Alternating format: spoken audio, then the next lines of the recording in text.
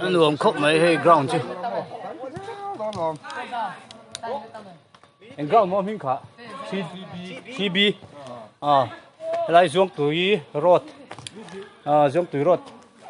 chọc đeo red lantern bu lại hiền mà anh luồng khóc mấy muốn hi khéo po luồng khéo po luồng mấy grass về po mồi khóc mấy luồng khóc mấy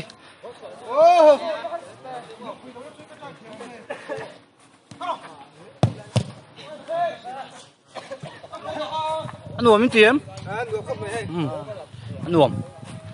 cắt chặt lầu dầu chia cắt chặt lầu dầu chia đi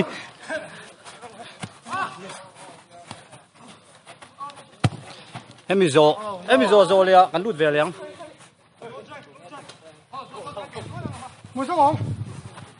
rồi kêu về thiên đâu hay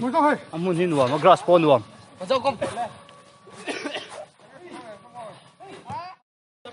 câu trắng e team không chặt lầu không chặt lầu không ngạc mét không câu trắng e team không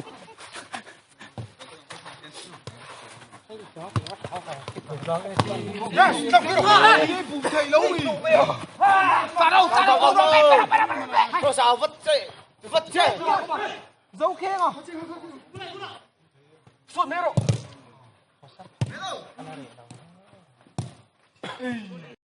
là tụi anh start để đón chia game buồn áp phê rồi thôi độ với lại anh này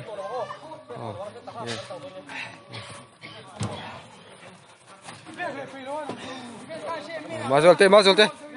ole nuông mày ngay muốn hi nuông hay muốn dâu à nhưng mà sao chặt đá nó hầu thầy bông còn là biên luôn này nhưng mà sao hen bông còn là mì biên luôn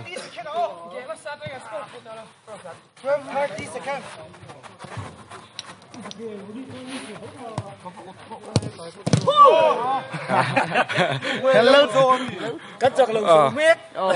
thêm đó lụt tổ đó mà xe đó cái là cuốn về đó em muốn đi nuông khắp mấy pía hi lại pía lúc khi red lên tràn tỷ hai đi hey cái red lên tràn về đi này về đi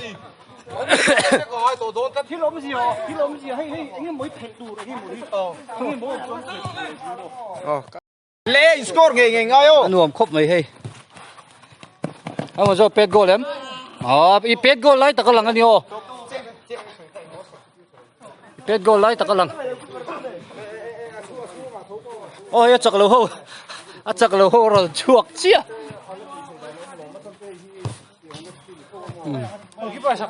nuông mày chắc lâu mi nị chú Excel lao đúng thì tóc lâu à hình tiếng đại tì về đường thắc ngay anh đi lâu chuan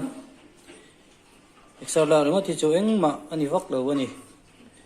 chú mi pia lama chuan ei in hi kan ulu ka ngay ei in tel lâu chuan taksa te po hi siam mo ya hara ni lo pon hrisel harani hei voina ka dait po odds